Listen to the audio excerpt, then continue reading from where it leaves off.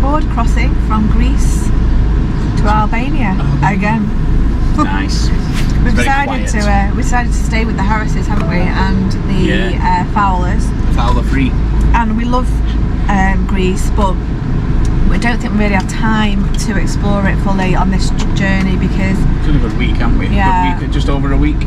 we need to come back and do it properly, I think. Yeah, So go right south. the plan is to head through. We've done Albania. We've done a lot of halfway. We'll do as what we want to do, what we didn't do last time, and then we're going to get. A main thing is to head into Croatia really, and spend a couple of weeks there because that's what we want to see. We haven't been there yet. Montenegro and Croatia. So this is just kind of a way to get there. And to Samil now. It's going to be hot. We have a little chill at Samil in Albania because we loved it there, but the weather wasn't great when we were there. So yeah, always good to be part of our group. So hence why we're staying with them, because for the sake of an extra week in Greece, it's just so vast. What we haven't seen will take us further south, and then we've just got to come back again. So yeah, money's not a good time for that really. So we are in Kisimil, and oh my god, it is a bit different from when we were last here in April. Busy is not the word. We had a murderous drive in. We actually tried to stop at the Blue Eye to show the Harrises the Blue Eye, but the car park was full. They were charging you to enter the car park, and then of course you have to pay for the Blue Eye as well. And we've seen it, and they decided, oh, this is just too much, so we didn't bother with that. So we headed here, and yeah, it's hot. The hottest I've felt it. I'm just sweating, and also busy. But we are here with the Harrises and also the Fowlers, and there's a lot of kids here. I've just had a little bit of tidy up out here, but I just thought I'd show you where we are and the setup. Oh, out of our new fly screen, we've had to put this up. Got it from Lidl because our proper fly screen's broke, which is annoying, but I suppose that's to be expected when you've got living in a motorhome full time, you know, kids in and out, dogs in and out, and it gets cluttered with grit in the slidey bit. So yeah, it was only a matter of time, so we'll deal with that when we get back to England, but for now we've had to put a makeshift fly screen in. It's doing the job because the mozzies are savage here. But yeah, this is our setup. Sam's there, brewing it as usual. Brewing, not ruining. Sucked into the matrix of my phone at the minute. The signal's a bit.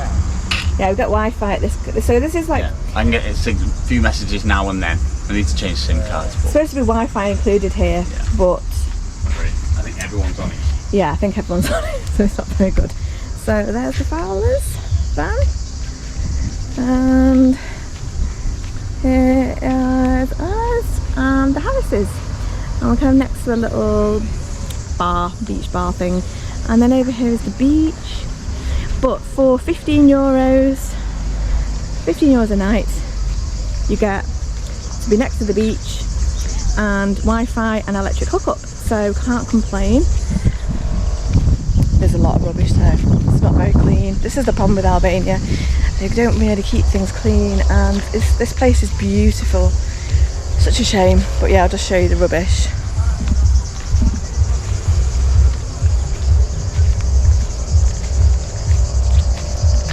This is the path to the beach from us there in the background. It's like a car park really, it's not a campsite, but you know, beggars can't be choosers. And yeah, it's just a rubbish dump here, just right behind the beach, which is pretty disgusting. But yeah, I do pick up litter, but we have my limits. I don't know what we'd do with all that, it's carnage. But here's the beach. I won't go too close because everyone's sunbathing and they'll hate me. But yeah, I'll show you later more of the beach. Kids are over there somewhere in the water swimming. Yeah, the water here is beautiful. The beaches here are beautiful, but they're just a little bit scruffy in places. But it doesn't help that it's just so busy at the moment. And yeah, that's where we are. So we're staying here for 2 nights, and then I think we are going to head further north. We've been obviously here before, but we just wanted to come back with other families, let the kids have a bit of a beach time, which was lovely in Greece, but move the camera, sorry. You can't beat beaches with the kids, they're just happiest at the beach. So we're making the most of it while we're with the other families, getting out there. And yeah, this is where we're going to be for a bit. So I'll fill you in when we next hit the road. So we're following another motorhome, but it's not the Harrises. Austria. Or the Fowlers. We've left them, we've said our goodbyes.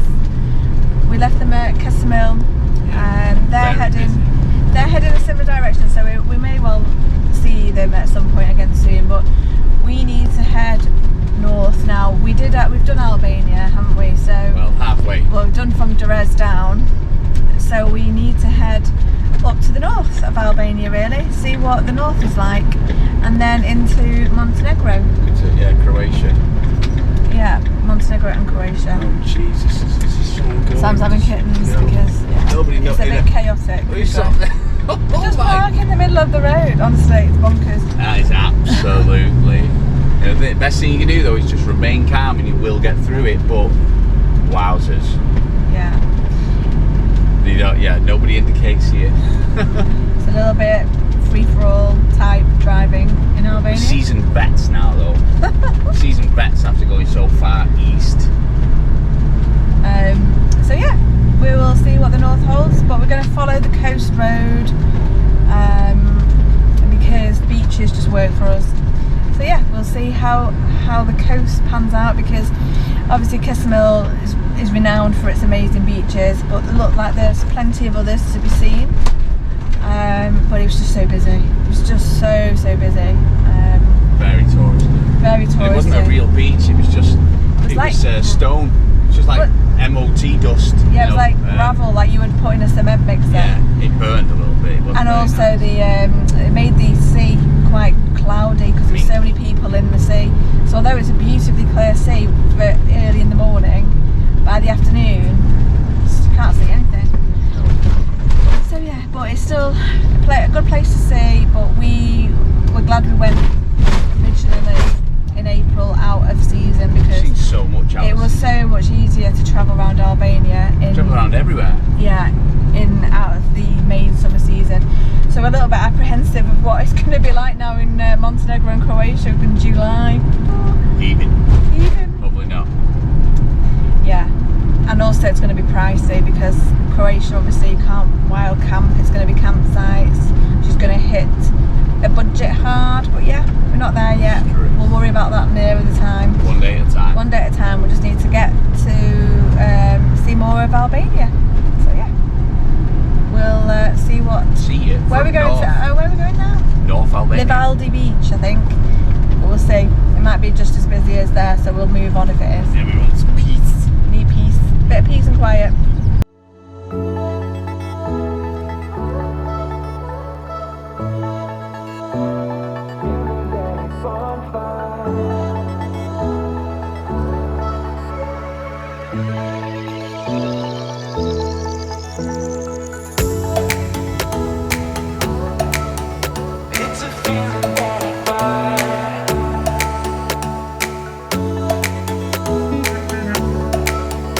It's a feeling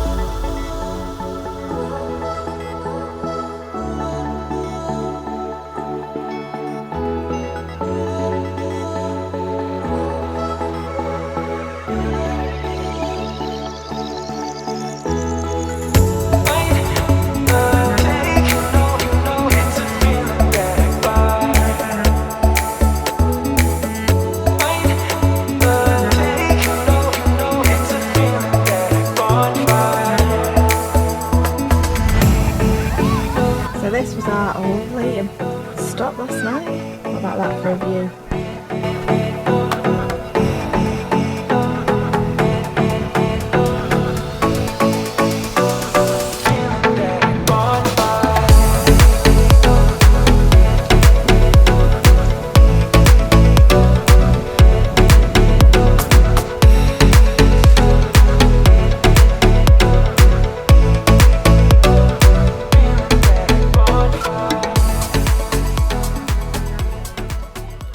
Here's Sam, his usual spot under the umbrella. Just having a bit of a munch here on the sunny beach in Albania. But it is great. You keep sitting there planning, thinking, so what are we doing? Where are we going? Where next? Where next? And we're just like not doing anything except sitting there and eating bacon and egg and pretzels and drinking fruit juice. It's just too nice. Great. But yeah, this place is pretty amazing for a free spot. Yeah. Can't complain. But yeah, we're just going to chill there, I think, aren't we? And then maybe head off. Shoot off in a few hours. In a few hours, find our next stop further up the coast. If we can get up past Durs, where we came in from Italy, then we'll be into uncharted territory then, because we haven't done this particular road, but we've zigzagged down Albania when we first got here. We had lots of things to see when we came in April, but now we're just doing the coast road. But honestly, that coast road, that was epic, wow. Wasn't it? The countryside here is just another level. It's like Scotland beautiful. on steroids. Yeah, it was gorgeous. I highly recommend the coast road between Vlor and Sarande. It was just gorgeous scenery. Yeah. So yeah, I'll just show you what we can see. The water's pretty clear here as well still, which is nice. Because further up when we entered near Dres, it was a bit murky. So that might change as we go further north, but here it's still lovely. Yes. And they're gorgeous mountains behind the man. Misty mountain tops. Oh my god, are you missing Misty? Misty mountain tops. Yeah, you'll have noticed the lack of barking in the background. It's a lot more quiet. Misty is the Harris's staffy, and she likes to bark. Mountains here in the morning early. Along the top of them, it's great to see. Yeah. Sam's missing the dog. Misty mountain tops. Right. Let's chill and get further. Up north, yeah. This is Albania in 2023. Everything is still under full construction. There is tourists here dotting about. Oh my god, there is no roads. Hang on, let me just get around this car. It's a construction site basically. Half-done resorts, aren't they? Yeah. It's the rubbish here. It's the same as Turkey. There's amazing places, but all around it there's no infrastructure for the waste, and it's just disgusting. It's sad really. I think if we were to educate the young people about the implications of waste, especially plastic. It's definitely a developing country though still, isn't it? Yeah. In a lot of ways, like they're dealing with the tourists. Well, it's not part of Europe, is it? And I don't think Albania ever will be part of Europe. I don't think it wants to be. Well, probably but it's not. Left the beach yesterday. We decided we were going to stalk the Harrises. Just can't let these guys go. They would come to a vineyard just before the border of Montenegro. So we decided to come here and have dinner because we had quite a bit of lek that we needed to use up, so we thought we'd have a meal out. And oh my god, it was the best food I think I've had on my travels. Absolutely loved it. It's just up my street. Lots of bits of cheese that they make here themselves, cured meats. I had goose, which I've never had before, but now I feel so guilty because they're over there. I don't know if you can hear them in the background. But yeah, it was a really nice meal. We had such a good time. So I thought I would show you around, because this is on Park for night, so it's somewhere you can come. It's actually free to stay. They've got hookup and water, but you really need to either buy something in the farm shop, I suppose, or eat here to sort of say thanks for offering the space. It's still a bit under construction, the spots for the motorhomes. I say under construction, what I mean is the vines haven't grown up yet, so there's not much shade to be had, but once they're fully grown it will be amazing. So yeah, I'll give you a show around. It's a bit of a vineyard, bit of a farm, bit of a mix of everything really. So I will show you where we stay. There was no room when we got here typically, so we're just in the car park, just over there, which was fine. Really good night's sleep, best night's sleep I've had for 3 days, because up to now everywhere we've stayed has been near a road and it's been busy throughout the night up till 3 in the morning. And someone actually beat their horn at us last night, not last night, the night before, when we were by the beach at 3 in the morning, which was lovely. Always appreciated. Anyway, here we go. I'll just show you around where the other motorhomes are. So you can see the vine tunnels.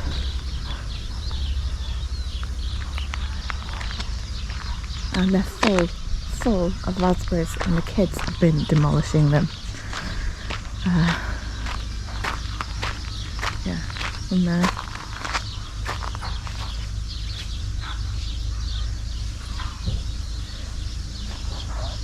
So yeah, really nice place to come, spend the night. Mountains in the background. So, oh yeah, a little tractor there. Take the kids on this tractor ride yesterday. Today is Saturday, so we had our meal yesterday. Very busy, but not overwhelmingly busy, so it's nice. And they said they're consistently busy all year round, even in the winter. But yeah, such an amazing place to come. After our dinner they took us on a tour around where they make the cheese, the wine cellar, where they cure the meat, the whole process. The kids are actually really fascinated. And it's great for kids here because they've got loads of goats that you can pet, geese everywhere. Yeah, so I'll show you where the goats, bless them, are. They are having the breakfast. Hello, can you say hello to me? Good to see what I've got.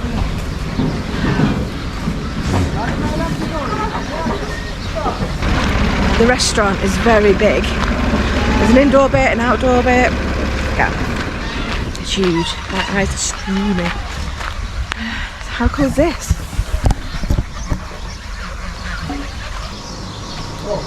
And here is the farm shop. So I did purchase some cheese. I should have bought a wooden spoon actually.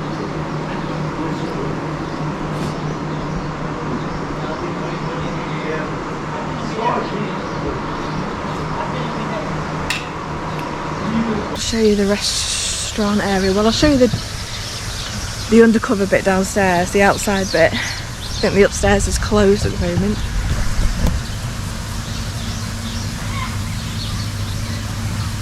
Under the vines.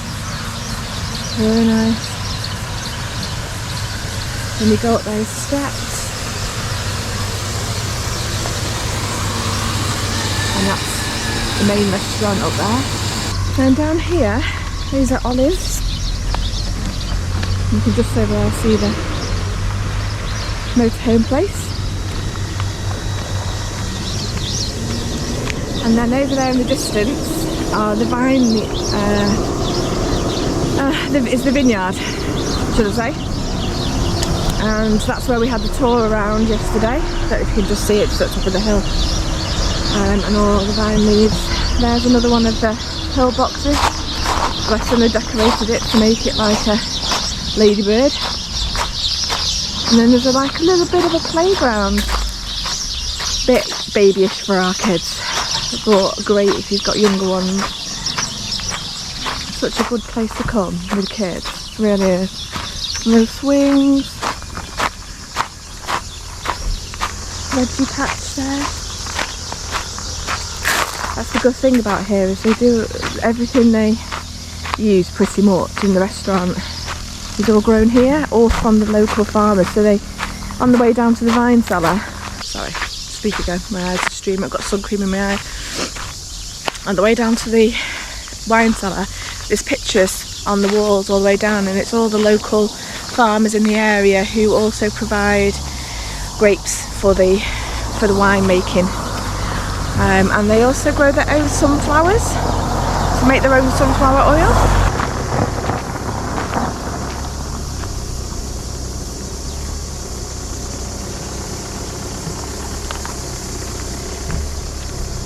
And yeah, there it is at the top, the vineyard and the cheese making factory. So yes, if you are coming into Albania via Montenegro or leaving via Montenegro, worth a definite stop here. It's a really good place to come. I think you'll absolutely love it. That's got to be the easiest border crossing we've ever done. Crossing from Albania into Montenegro. You just said how many? You just said how many? I said 4. Didn't even look at the passports. Just said, have you got your V5? I said, yeah. Showed him. Yeah. And that was it. And there was not even a second window. Like normally you leave Albania, you do their border crossing, and then you go to the next border crossing of the country you're entering and do a separate one. Here it was like all one. All one. So there was just like one window. Again, just no green card. Nothing. And there's nowhere to buy a green card. Same with Albania. We've driven through Albania. No green card, no breakdown insurance. Yeah, we didn't even bother buying green card at Albania. We've not had any van insurance. Well, we've had van insurance, but not for that country. We just decided to wing it because we paid like €100 when we got off the boat in Adria the first time we were in Albania, and we just like, sod this, we're not paying again. If they asked us to pay, we probably would have. Yeah, if they'd forced us to, and we would have done it like they did when we were in Turkey. You had to get it. But here they're not fussed, and we're like, we're literally going through for like a couple of days. We're just going to take the risk because it's only third party anyway. We're reckoning that actually, if you crashed, the locals would probably just want the money off you, and would be unlikely to go for insurance. And they probably not got insurance. Yeah, so we just decided to sod it. We're not bothered. So we are now in Montenegro, which is, I don't even know what number country it is that we've been in. One of many. Maybe 10. We're delirious. But yes, we're hungry. We're heading to Kotor. Not sure how you used to say it, but we're going to head there next. And who are we following? And we are, we're stalking. We're stalkers. Hey up, big dog. We're following the Harrises. We found them at the vineyard. We stalked them there. Amazing vineyard. With the amazing vineyard. So we've just left there, and now we are in Montenegro You'll with see them. The drone footage. Yeah, some good drone footage.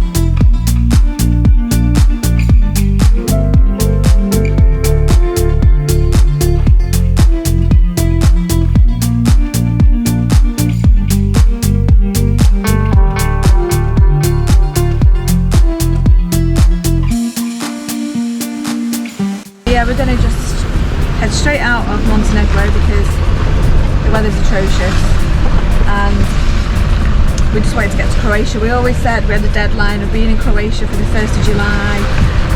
We've got a lot of other things we're going to do, and 1st of July is today. So we're just still going to do that because we might have hung around in Montenegro for a day and night. Yeah. But that would have really just been to kill a bit of time and see things. But we're just like, no. The weather's terrible. We just know, Let's just get across that border into the EU.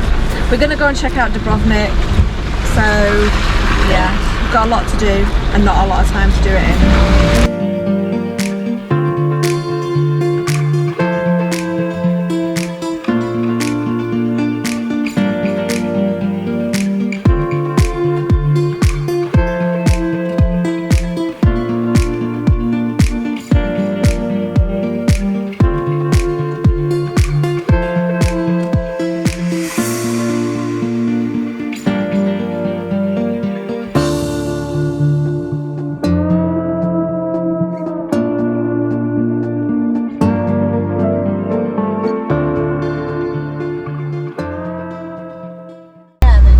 tightest ferry we've ever been on. It was a free-for-all to try and get on. People were pushing in, pushing us out, getting up the middle. It was pandemonium. There's like 5 blokes. No one knows what day of the week it is. You can see how like sardines we are, and I'll show you up the side of the van. That's pretty goddamn. Kids all talking to each other there. But yeah, that is the tightest I've ever been on a ferry. Montenegro is a bit cuckoo with its traffic. On some of the driving we've seen here, world champ. It's the most nuts I've ever seen. So we got through it. We're nearly at the border now to Croatia. We'll definitely come back and look a bit more around Montenegro, but get me off this ferry.